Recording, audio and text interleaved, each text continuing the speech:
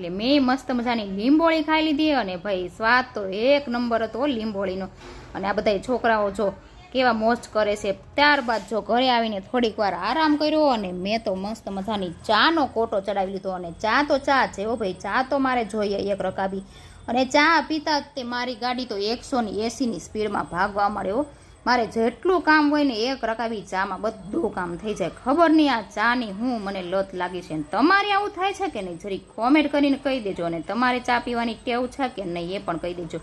અને ત્યારબાદ જો ઘનશ્યામની વાટ જોઈથી મેં કીધું ઘનશ્યામ આવશે ને તો મને લિક્વિડ ભરી દે, પણ હમણાં એને લેટ થઈ જાય છે તો મારે જ ભરવું પડ્યું। અને હું ભરું ને તો મારાથી લિક્વિડ ઢોળાય જ તે, પણ ખબર નહીં આ વખતે તો ન ઢોળાણું। મેં બહુ સાવચેતી રાખીને ભરી લીધું મસ્ત મજાનું લિક્વિડ, પણ મારા હાથમાં કોથળી રહેતી નહોતી, લસરી જતી હતી, પણ ધીમે ધીમે બધું ભરાઈ ગયું, વાંધો ન આવ્યો।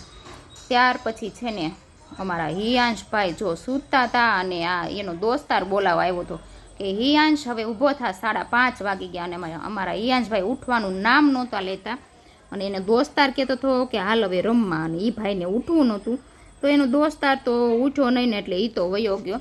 અને મેં પછી એને કાલાવાલા કરી અને ઉઠાડ્યો કે બેટા હવે ઊભો થા ને પછી રાતે સૂઈશ નહીં। અને મારા હિયાંશભાઈ કરે પણ એવું ઉઠવાની ખબર ન પડે અને પછી રાતે સૂવાની ખબર ન પડે।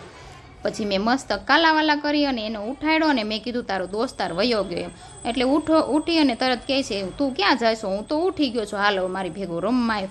તો પછી જો એનો દોસ્તાર એની ભેગો રમવા આવ્યો અને બંને કાલી ઘેલી ભાષામાં વાતો કરી।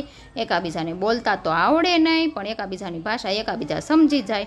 અને બધા બંને રમતા હતા અને ઠેકડા મારતા હતા। અને ત્યાર પછી જો સાંજની રસોઈ બની ગઈ હતી તો હિયાંશભાઈને પટાવીને જમાડી લીધું, કેમ કે એને જવું હતું બહાર રમવા અને મારે જવા દેવો નહોતો।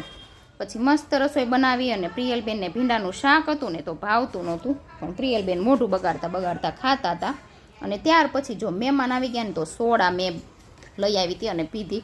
અને અમારા હિયાંશભાઈ છે ને એક કામ કરીને બેઠા હતા, બારે રમતા હતા ને તો પડી ગયા ને એમાં તો એને 4 ટાંકા આવી ગયા। અને ઘડીક વારમાં તો મારો જીવ જ અદ્ધર થઈ ગયો કે શું કરવું। અને હજી ઘનશ્યામ કામેથી ઘરે આવ્યા નહોતા અને ભાઈને પછી ફટાફટ હોસ્પિટલે લઈ ગયા અને ટાંકા લેવડાવી લીધા।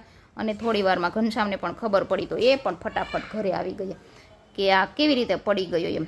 મેં કીધું રમતા રમતા પડી ગયો, અને બધા મોટા છોકરા દોડતા હોય ને એની પાછળ મારા હિયાંશભાઈને પણ દોડવું હોય, તો પછી જો આવી રીતે પડી ગયો અને અમે હોસ્પિટલ લઈ ગયા, 4 ટાંકા આવ્યા। અને પ્રિયલબેન ને જેલુબેન હિયાંશભાઈ પડી ગયા ને તો થોડીક વાર રોવામાં